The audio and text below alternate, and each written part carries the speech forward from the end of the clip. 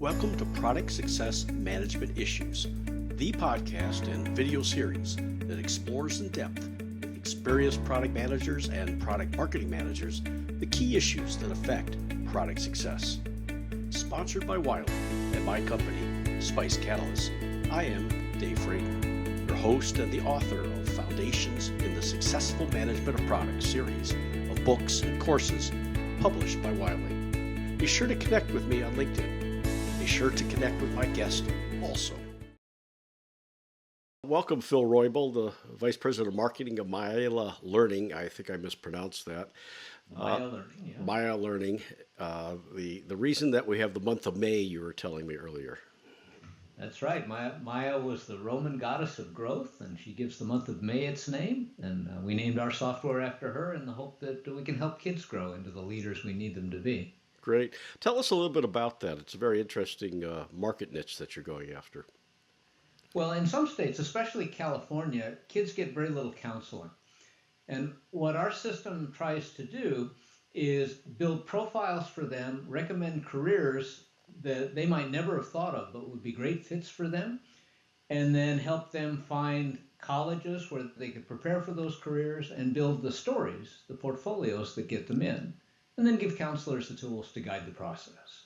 And where are you in the business? Are you out in the marketplace now? We are indeed. We run the state of California contract. If you go to California Colleges EDU, at the bottom it says powered by MaiaLearning. Oh, that's great.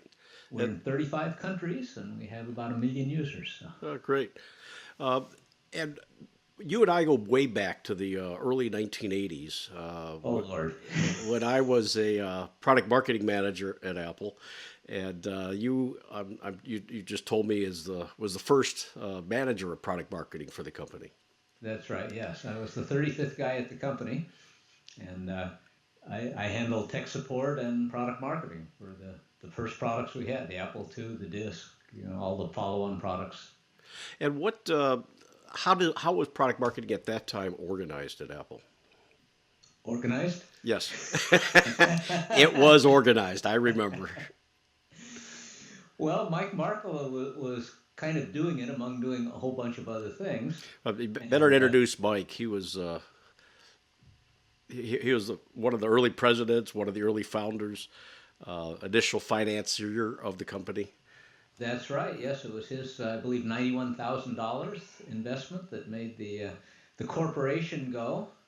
When he joined Woz and Jobs to incorporate the partnership, then he invested his money on the proviso that he could run marketing, because it was clear that the other two weren't marketing guys.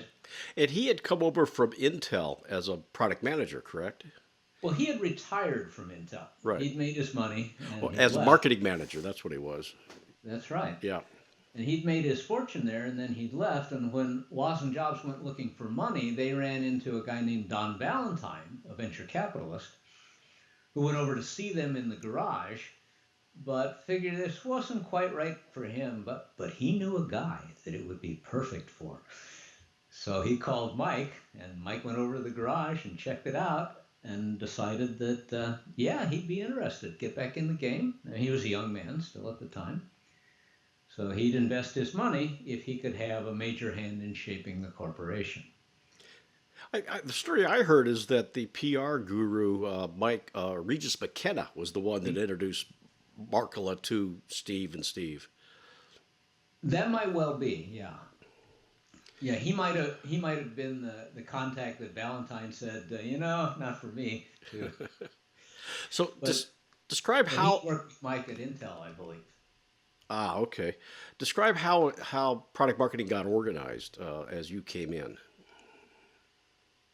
Well, when I came in, we were just introducing the Disk II. And the Apple II had been out for a few months. We had announced it in the previous May, I think, at the first West Coast Computer Fair. 1978, right? It was announced in 77. 77. So I joined in January of 78. And we were just introducing the disk and the printer driver card.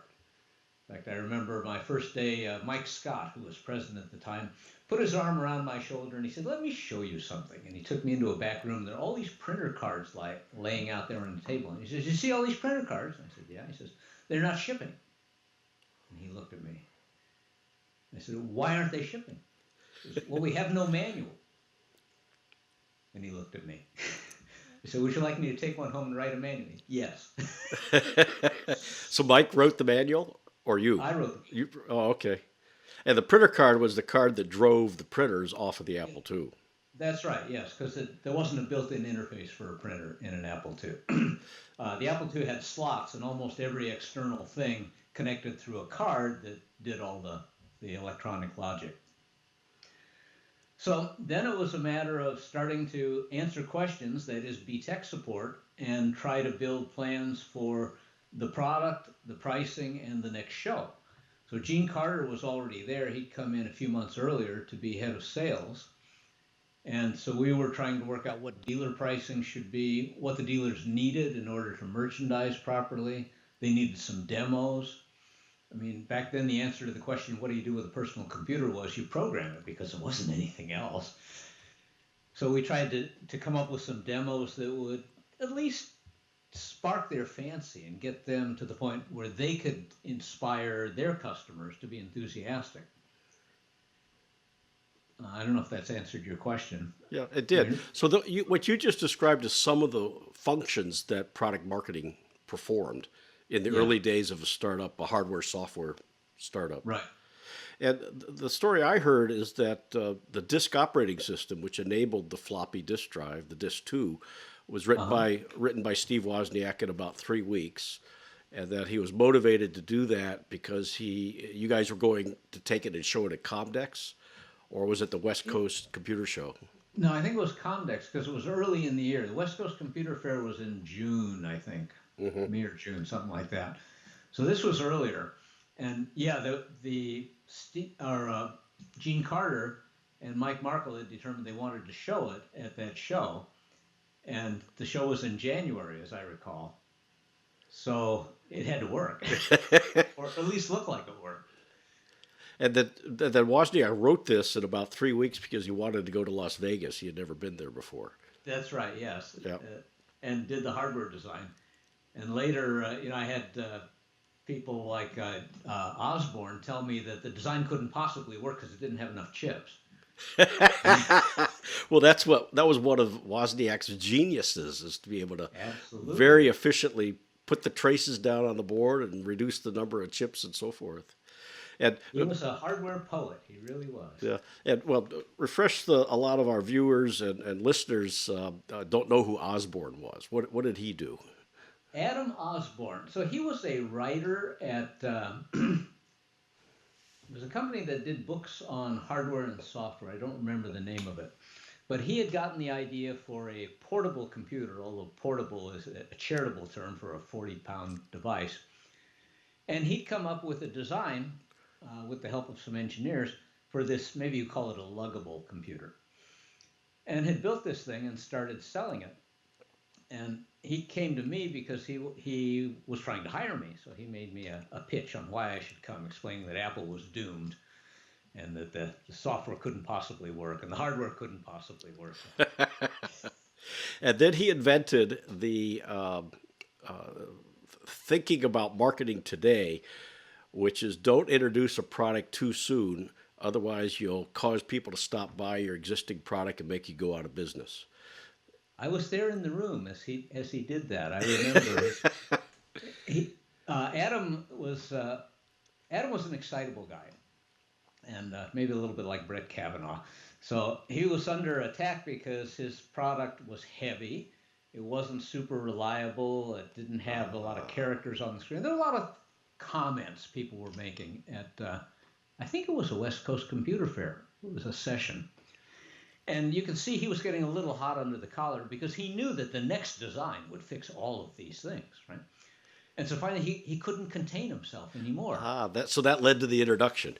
And well, he basically said that, this next thing that we're going to have in another month or two, and you could feel a hush descend over the room as his company died. Didn't it take about a year before it died? Well, the cash flow dried up because who's Right, going to buy this product if the next one's so close right. and so much better? Yeah, we refer to that as the end of life called the Osborne effect.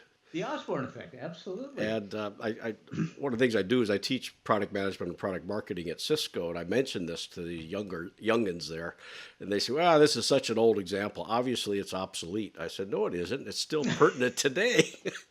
As Churchill Absolutely. said, those who fail to learn from history are doomed to repeat it."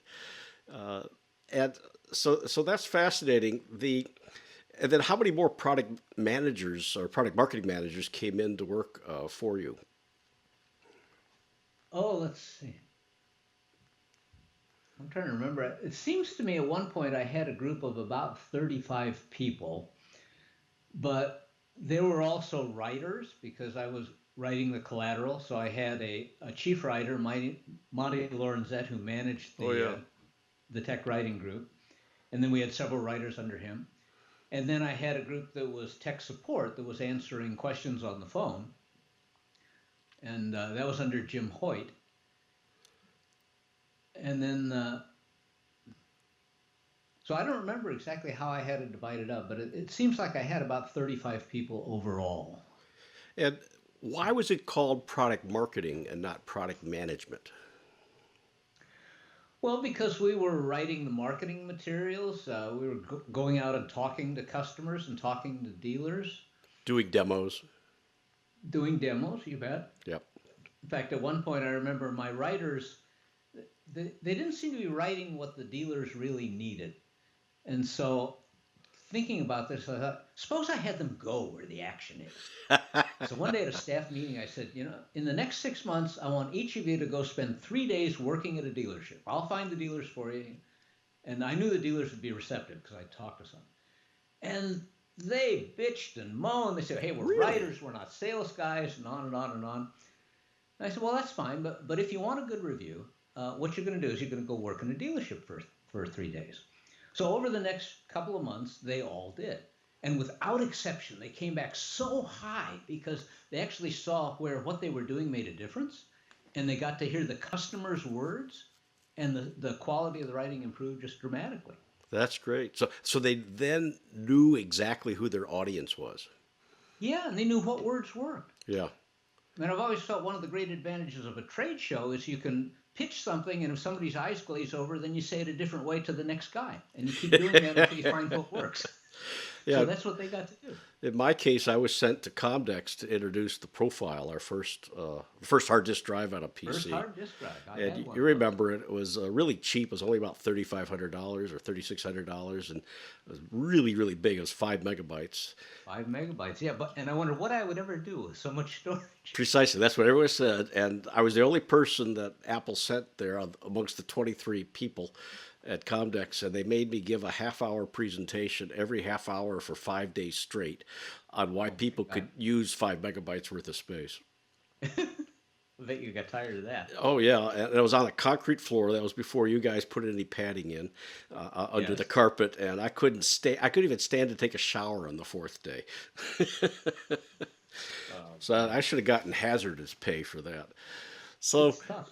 the interesting thing is how this field of product marketing has developed. From the research I've done for my books, I found that product marketing evolved out of brand management from Procter and Gamble to Okay. HP. And I found in my research that people at Apple hired product managers or product marketing managers from HP because we were trained. I came from HP. Is that your case in terms of the people you hired? Yeah, for the most part, they had had some marketing experience. They didn't necessarily come from big companies. I mean, I hired people from a lot of places, but what I looked for was an enthusiasm for the kind of thing we were doing and the ability to convey it. Because I knew if I could get somebody excited, everything else would take care of itself. Gotcha. So key communication skills, writing, presentation, verbal, that type of thing. Exactly. Yeah. And that's one of the reasons we gave an Apple II to every employee in the beginning, because we wanted them to be excited about the product. Yeah, I found that very impressive.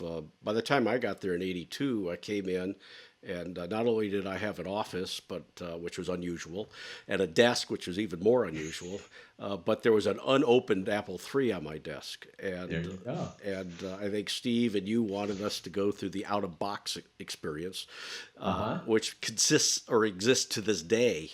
When I got my iPhone XS last week or 2 weeks ago, first thing I did was start taking pictures of it with my iPhone X as I opened up this jewel of a presentation.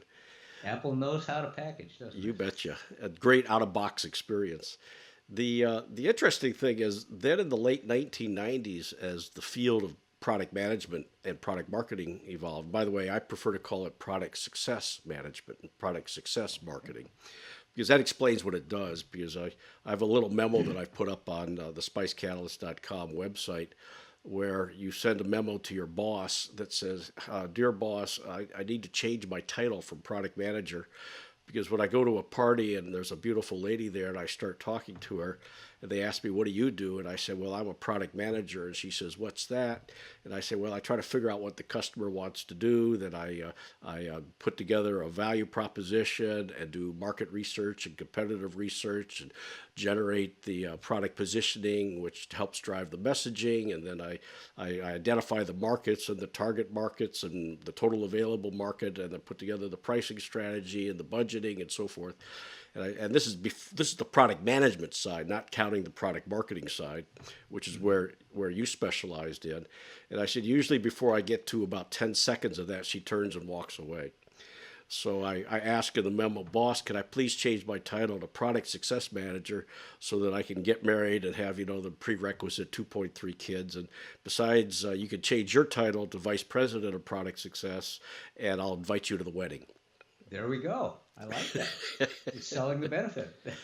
So later in the 90s, a lot of people's, because I was an engineer, but I was not working as an engineer at HP. I was in marketing and called a product marketing manager, and Apple hired me as a product marketing manager. There's a company down in Arizona called Pragmatic figured out that none of us in engineering school learned anything about marketing. So they started teaching product marketing. And then I think a little bit later, they invented this notion of inbound and outbound, that the product marketing people were outbound, the product management people were inbound. They were trying to figure out what it is that the customer wants to do. Yeah. And I also found in my research, it appears, and you may have some visibility in this, that after Steve left Apple, Steve Jobs that is, and after Next failed, in the late 1980s, he was able to sit down with Dave Packard of Hewlett Packard. Oh, how nice. And he coached him. He says, Steve, it's great that you want to build these insanely great products, but you got to build an insanely great company. And that's precisely what he did when he came back to Apple. Yes. Do you have any more visibility on that?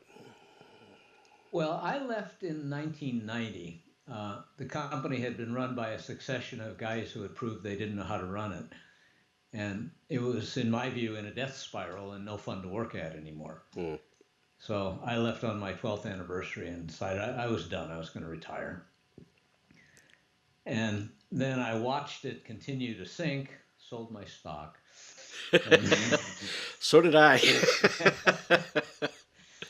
And then when Steve came back in 96, I sent him an email. I said, thank goodness you're coming back. I think you're the only one who can save this company. And he sent me a nice little thank you. But what I saw was that the products had proliferated with no differentiation. There were 100 products, and they all seemed kind of the same. And they were all bland. There was no sex there. And so Apple was becoming just another company that made beige boxes. No design thinking. Yeah, exactly. And the stuff didn't play together any better than anybody else's. There wasn't any there. And now you know that even if the products individually aren't the most spectacular, the ecosystem that ties everything together so that you copy something on your desktop clipboard and it's there on your phone to paste, that's pretty slick. Yep. It saves a lot of time. Yep. And that's by understanding what people are actually doing. And one of the things that I teach is you need to go out as a product manager and figure out what is it that people do. Why do they do it? When do they do it? How do they do it? Where do they do it? And so forth. The basic questions that a journalist would ask Yeah, for any article. And Steve is famous for saying you can't ask people what they want. And there's a story out there that says if Henry Ford went out and asked people if they wanted a car, they would say, no, I want a faster horse. sure. So back to your story of the writers you sent to the dealers to observe what was going on at the dealership, that was doing essentially the same kind of thing. Yeah, and listening to the words people use. Once they've made a decision, how do they describe it to their friends? Those are the words we wanted. Right. And that's always up to a lot of misinterpretation because of the nature of the English language. So Yeah. yeah, seeing that firsthand and experiencing that firsthand is very critical. I wanted to chat a little bit with you about Apple values. Where did Okay. they come from? What is your recollection of how they developed at Apple? Well, when I joined, the company was in an explosive growth phase. So I was the 35th guy, and at the beginning of 78, as I recall, by the end of 78, we had about 110 or something like that people. So we tripled in size that first year. And it seems to me around 110, we got badges, which we figured was the beginning of the end now. Now there's structure. Now there's structure. Yeah. And it was because some stuff had disappeared. And so we figured, well, somebody had, walked in off the street and taken something. No, it was Wozniak. Oh, well, And I'll tell that story in a minute. Go but ahead. because the company was expanding so fast, we couldn't depend upon the way we used to transfer values was I hired my friend or a guy I knew, and we had the same values. That's why we were friends. So we had to codify it somehow. And we based it on the HP way Hmm. because lots of us had come out of HP. I started my career as an engineer at HP, so I was kind of steeped in that. And we had a lot of respect for HP. So we started with that, and we put together a committee in the finest corporate way. So I remember Trip Hawkins and I were on the committee, and there were about 10 people. I don't remember who else was on it. And Trip But we Hawkins met. was the second product manager or product marketing manager for the Apple III after Steve Jobs. Uh, well, Jobs wasn't ever the manager for the Apple III, was he? That's my understanding. Is he introduced that in October of 1980. And he, Okay, well, I remember Barry Yarkoni was, yeah, later he was later on. yeah, I thought he was the marketing guy for that, but my recollection of that is hazy. So back But to the anyway, values. we had this group that met once a week for about a year, as I recall, trying to come up with something that was succinct and that codified how we felt about the company, how we wanted the company to grow and be, so that we didn't lose track of it. And I remember Markula talking about how we had a choice to make in the corporation because the market was expanding rapidly. So we could do what was comfortable for Apple and have a steadily declining market share, but a good company and a good product. Or we could risk the wheels falling off the wagon by trying to grow at the market rate or higher, knowing that we may wind up with something we didn't want. We ultimately chose to do the latter, go for it. And so the Apple values were our way of trying to lay a foundation so that when we went for it, the people we went for it with would be like us, And or at least feel the same way. who else do you recall that was on that committee? Oh boy. Was Mike Connor on there?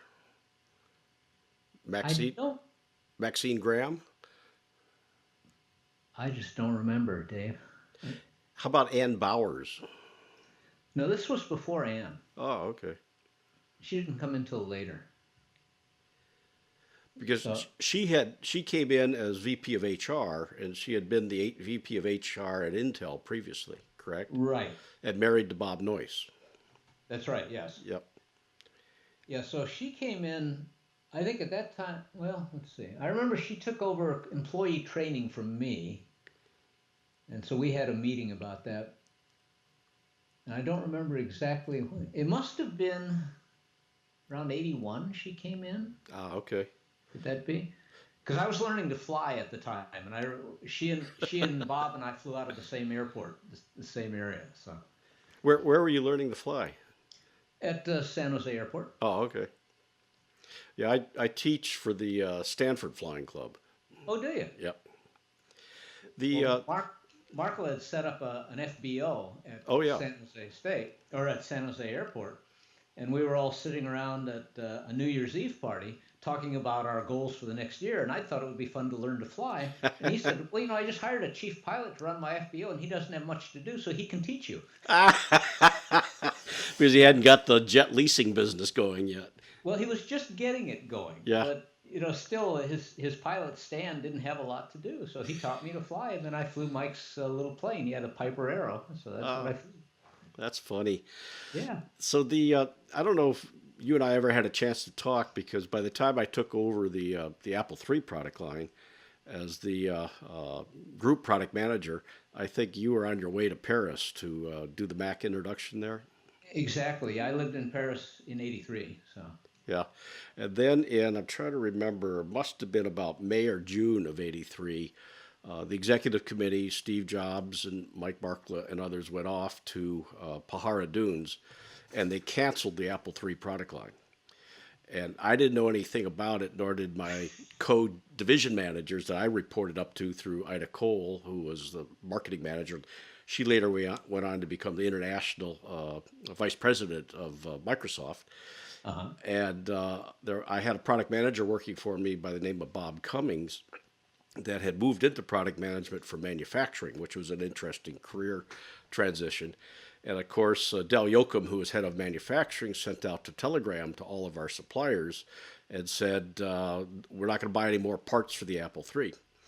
And so they all called Cummings, said, what's going on? And he called me and said, what's going on? And I pulled Paul Daly, one of the division managers, out of a meeting. We had an offsite meeting we were in at the time in Palo Alto, and asked him what's going on. He said, I don't know what's going on. So I had a little office in the in the Triangle Building, which is along Lawrence Expressway. Oh yeah, I know where at it is. 280, and it was about 3 feet wide, and it went down about 5 feet. Then had a dog leg to the left. So I brought my putter in, and that's all I could do is practice my putting day after day. And finally one day I was walking out of the Mariani Building, which is across the street from the old, which now the old new corporate headquarters for Apple. Yep. Yeah. And Ida Cole ran out and grabbed me and said that John wants to talk to you. And I said, who's that? John who? And she said, John Scully. And I had met John Scully, the president, three times before. And I went into this meeting, and he was sitting at the head of this little table in this little conference room next to his office. And he was holding a Super VisiCalc spreadsheet, which was developed on an Apple III. Yeah. And to my left was Joe Graziano, who was the CFO at the time. Across from me was Ida Cole, who I mentioned, and to her right was Del Yoakum, who was VP of Manufacturing. Yeah. And Yoakum says, you got to get your Apple III out of my manufacturing facilities because we're making 40,000 Apple IIs a month, and your Apple III, which is only about 1,000 a month, are getting in the way. You've got to get it out of here. And Scully looks at his spreadsheet and he says, Dave, we've got about $20 million worth of piece parts spread between Dallas and Singapore, our manufacturing facilities. What should we do about it? And I said, what do you mean we, paleface? And he didn't laugh. You did, because you remember the joke. And frequently when I tell that now, many of my students are of Indians or Asian descent, and they never saw the Lone Ranger back in the 50s or watched the movies or anything like that. So I explained to them that Tonto and the Lone Ranger were going through the desert, and the Lone Ranger and Tonto was surrounded by 10,000 yelling, screaming Indians. And at this point, I have to explain to the Indians that we're talking about American Indians. Yes. And the Lone Ranger turns to Tonto and says, what do you mean? What are we to do, Tonto? Here we are surrounded by 10,000 yelling, screaming Indians, and all they want to do is scalp us. And Tonto, who's an American Indian, says, what do you mean we, paleface? Yes. And Scully didn't laugh, and he kind of says, "Why are you telling me this story?" I said, "Well, when I took on the job as the DIS2 product manager and the profile product manager, the first thing I did, because I'd learned this at HP, is I took a job at the local Apple computer store in Fremont, which was one of the early Apple computer stores. And I worked there nights for 2 or 3 weeks because I wanted to figure out what was happening at the other end of the spectrum, doing the same kind of thing. I hadn't met you yet with the writers. And I said, then I described to him the 8 levels of corporate bureaucracy I had to go through in order to sell Apple IIIs. And I said, it's like pushing a wet noodle. So Scully said to me, "What should we do about it?" And then, because of my aerospace experience, I told him about Lockheed's Skunk Works and Kelly Johnson developing aircraft in 18 months versus 7 years. Yeah. At that time, the soul of a new machine, and what IBM was doing by moving their PC development as far away from corporate headquarters in New York, but stay in the same time zone. So that's why on the Boca Raton. Right, Boca Raton. So he said, "Make me a proposal."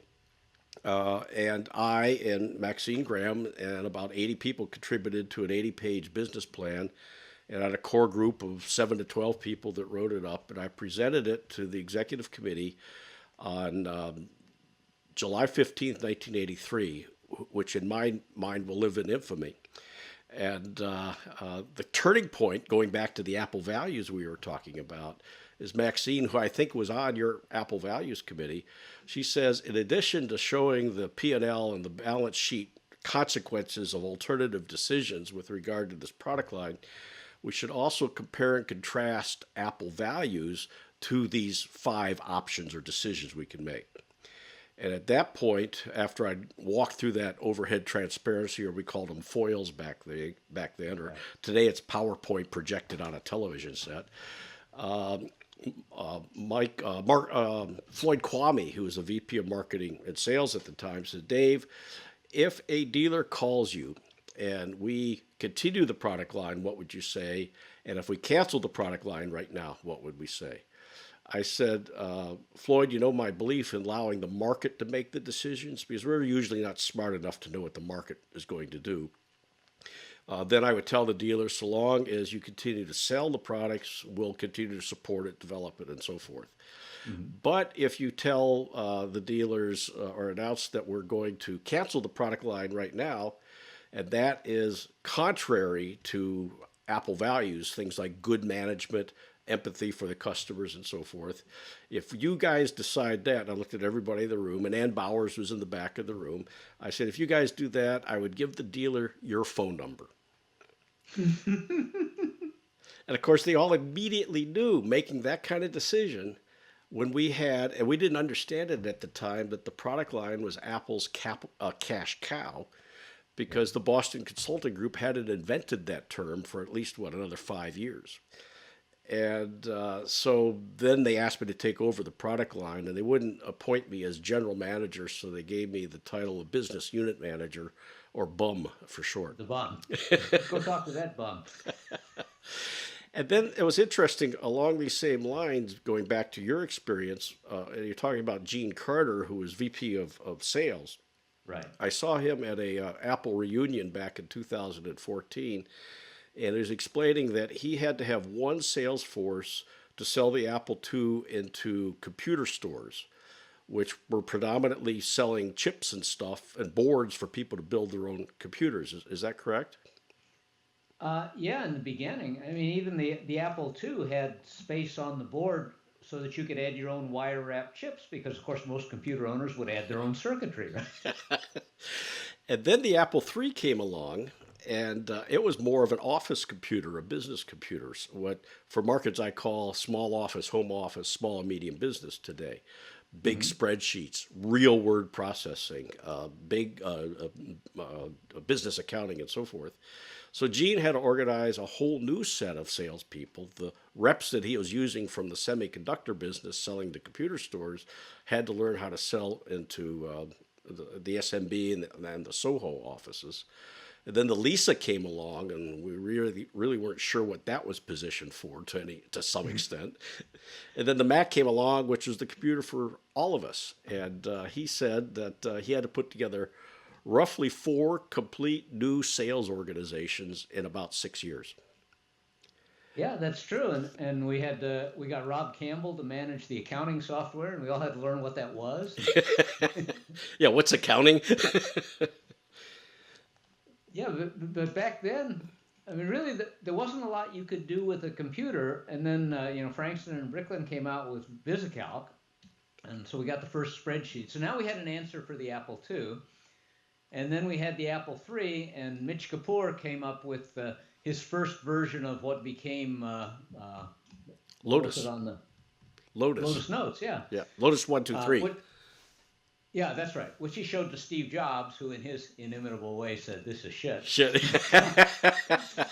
Causing Mitch to say, "Well, if you think so, I'll go do it for the PC." And he did, and he did. And it dominated like in 87, 88, had like 80, 90% market share. Yeah. Until IBM acquired them, and this is an interesting lesson in terms of bundling, where Microsoft then developed Excel and then bundled it with Word and bundled it with a database, and then they acquired PowerPoint and put it all together, which post-seeded what we did, which we called 3 Easy Pieces. 3 Easy Pieces. That's right. Yes. Which later became Apple Works for the Apple II. And then generated that amazing, what do they call that, oxymoron, Microsoft Works. Which it sometimes does. Sometimes it does, yeah. That's why I say, and you're a marketing guy and a positioning guy. I always think that the tagline for a company should reflect the brand, the promise of the company. And Microsoft should change its tagline to helping more people feel more stupid than any other company in the world. Which is, of course, something that Apple tries very much not to do, is to try to have that total customer experience, which, and you correct me if I'm wrong, goes right back to the early days when you got it all starting. Absolutely. In fact, I have a brief funny story.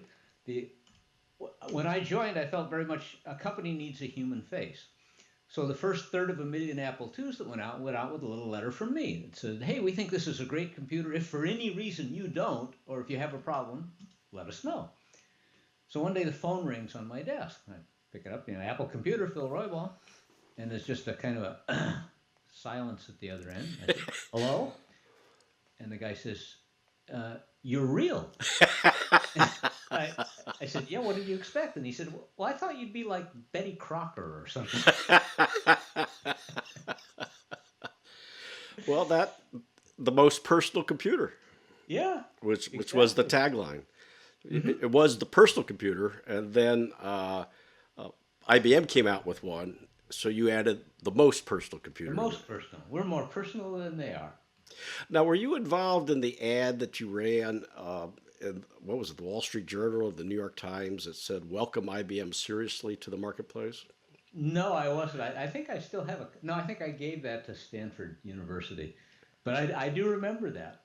And I used to kind of spoof it. I gave a talk on Apple, the corporation, to all new employees for several years. And so I'd spoof that. Here we were, this tiny little company saying, "Welcome IBM seriously," looking up at this giant. Well, you knew Fred Hoare, who was the VP. I worked for Fred for a while. Fred. And Fred was one of the most incredible masters of ceremony I've ever seen. And he would get up and say, "Hi, my name is Fred Hoare." That's F-R-E-D. F-R-E-D. Yeah. When his last name was actually H-O-A-R.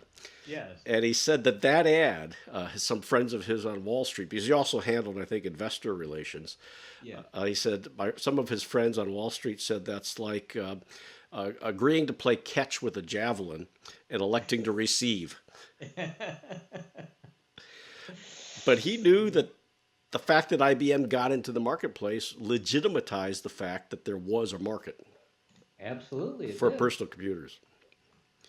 Another little story to get your perspective on is that this didn't occur to me until 2014 at that Apple reunion. and I started writing, building and selling great products, I began to realize that we were selling Apple III's for about $7,000 or $8,000. That was the CPU and the hard drive and Monitor. the Yeah. monitor, and another floppy disk drive, and accounting software, and a spreadsheet, and a word processor, and Yeah. so forth, Quark, and so forth. And we were getting, if I recall correctly, about a 40% margin on that. Whereas the Apple II was an Apple II with two disk drives, almost no software, and it was selling for $19.95. That was the low cost bundle, Uh-huh. and a margin of about 20%. So I ran the numbers, and it turned out that from a financial standpoint, we were not 1/40th of the company that Dell was thinking it was in terms of his metric of success. Yeah. We were actually 1/6 of the company, and that the profits of the company was sufficient to employ somewhere in the neighborhood of 1,000 to 1,500 Apple employees. Wow. And after I shut the product line down because I couldn't get any more attention from the Apple II group, and Maxine came to me and said, "We got this Apple II Forever event. They'll only give us one demo station out of 24, and the dealers will go crazy. They'll know, say, well, are you going to support this thing or not? Because we're not going to sell it if the company's not going to support it." So at that point, swimming upriver or pushing a wet noodle was no longer fun. And we had sold 23,000 of the 25,000 that we had in inventory after 11 months with my little independent team. And so I said, okay, game over, we're going to shut the thing down. And then all those Apple employees lost their jobs about 6 months later. That in reality, the Apple III was a cash cow. It was mature.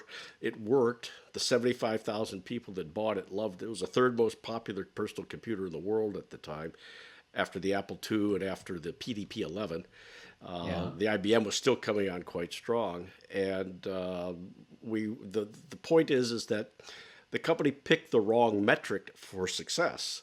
And we continue to see that with other companies out there. They're picking different metrics for success, which have some unintended consequences. Yeah, I liked my Apple III. People loved it. I swear there was cocaine or something in the keyboard that people.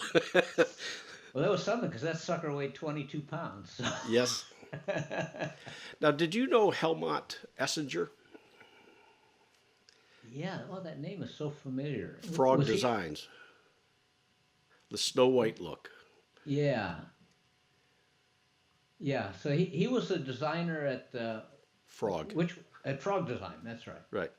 And came up with the 2C. Was that right? Yeah, and the Apple III monitor, Okay. and Unidisc and Dual Disc, Yeah. and I think some of the later printers, and it evolved into the Macintosh, the original Macintosh. Oh, okay. And he wrote a book a few years ago, less than 5 years ago, called Keep It Simple. And he has Yeah. all of his design drawings in there and shows the Snow White design language. And John Scully fired him because Scully wanted to copy what IBM was doing. And you probably recall the design, and you talked about this earlier, of the Macintosh started looking exactly like the IBM PC, Yeah. a rectangular sheet metal. Right. Yeah. And No that's pizzazz. no pizzazz. As if it was the look of the box that contributed to the success of the PC, but it wasn't. That had nothing to do with it. Well, I suspect we knew that if we did injection molding, it was really expensive and it would take 6 weeks to do a new mold. And if we screwed it up, the product would be delayed. Whereas IBM knew if they just bent sheet metal, they can do that in a few days. And that's probably why the IBM PC was just in sheet metal. It had no design aesthetics whatsoever. Sure. And Well, Helmut, and in their market, aesthetics were never a consideration. I mean, they were selling to large corporations, to people who were paid to buy the product. How it looked was immaterial. and to the IT department, or whatever it was called back then. And they didn't really care if the product worked or not, I should say that. They didn't really care what it looked like, and they didn't really Right. care about the user experience, so long as it was cheap. Yeah. And that's, correct me if I'm wrong, that's one of the reasons why Steve did not want to sell into the enterprise, because their values in terms of what they were buying was not consistent with what Apple was trying to do at the time. Oh, right. I mean, the 1984 ad was all about tearing down the enterprise. Right. Were you involved in that 1984 ad? No, I wasn't, but I remember I was in Paris at the time, and I came to the 1983 sales meeting in Hawaii, In Honolulu, yep. and Steve showed that ad, and I remember guys standing on tables screaming. It was such a great ad. And then I remember the stories of guys on the board just hanging their head. Oh my And God. they almost killed the ad. Yeah, they Yep, did. yep. But no, I didn't have anything to do with it. I think that was probably oh, who was the ad agency at the time? Shy Day. Shite Day, and the writer was a fellow by the name of Hayden. I think Phil Hayden. Steve Hayden. Steve Hayden, yeah. Yeah. And Steve went on to be vice president of, I forget the name of the ad agency in New York, which became the largest ad agency in the world. Oh, really? Yep. BBD&O perhaps? Or? I think that was one of them that got bought. I don't Hmm. remember what the name they ended up with it, but he was writing copy for the Apple III, and he wrote that ad. It was absolutely brilliant. It was. It was great. So no, I wish I could claim credit for any part of that. But no, I can't. Do you have any closing thoughts or lessons that you've learned for product marketing managers? Well, I think one of the things that Apple did that was unique and contributed to its success is that it made followers out of its customers. I mean, if you were an Apple customer, you weren't just a customer. It was like a cult almost. It was a way of life. You thought different. You were proud of that apple that you wore on your shirt. So it's kind of Nike has done a good job of that Right. with Just Do It, but most companies don't do a good job of that. Most people don't see the product as a statement of themselves. So I think what I've tried to do certainly in our company is find the core value of the product and express that in such a way that other people could say, yeah, that's me. That's a concise way of saying who I'd like to be. And I think Apple did that really well. Yes, I think so, and it continues today. And I noticed, maybe up to about 4, 5, 6 years ago, people would deride Apple by calling people that loved Apple products fanboys.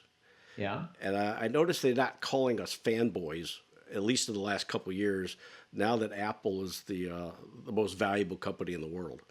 Kind of worked, didn't it? Yes, finally did. Finally did.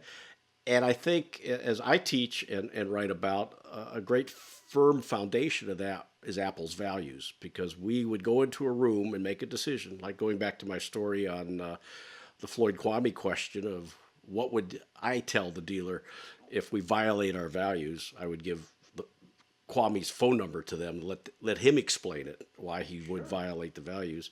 And I also write about and talk about the HP way, which you copied Apple values off of. Apple grew 20% a year every year for 50 years until the mid and late 90s. And Farina came in, blew up Apple value, the HP way, and the Yeah. company's been struggling to find its way ever since. Yes. Yeah, I remember consulting for HP after she'd come aboard, and there was chaos. No group trusted any other group there. They were working against each other. Yet when we were there, all groups trusted all the other groups, because one of the Oh, yeah. HP way values is trust the other guy. Well, I remember when I was an engineer at HP, we had the logo up on the lab wall, and it said HP has to perform. So Hmm. you do whatever you have to do to make it work. Yep. Sounds good. Well, thank you very much for joining us, Phil. Oh, my pleasure. Nice to talk to you.